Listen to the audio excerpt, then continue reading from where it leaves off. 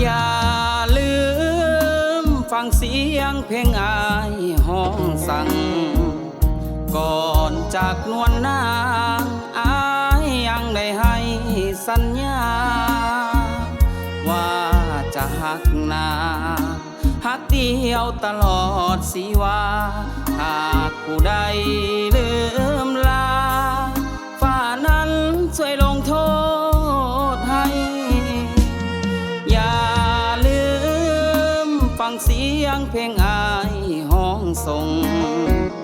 ป่านนี้น้องคงพะวงหายบ่ว่าน้องอย่าน้อยใจว่าอายนี่จะลืมไหลขอจงมั่นในใจว่าชายฮักแท้แน่นอนน้องนาง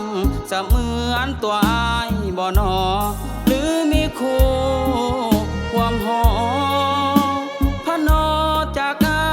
ยไปก่อนขอจงได้นอนฝันดีเถิดนางงามงอนที่หมายเป็นคู่เคียงหมอนห่วมบังงอนตลอดสีวาอย่าลืมฟังเสียงเพลงอายเสียก่อนจะเข้านอนห้องวอนมากล่อมนิทรา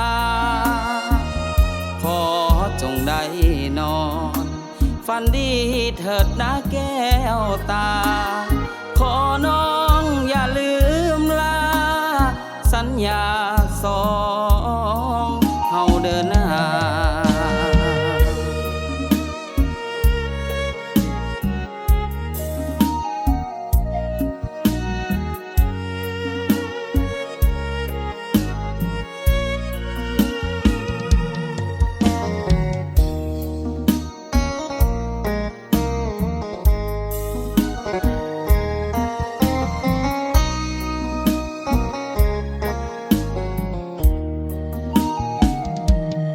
น้องนางจะเหมือนตัวอายบ่นอ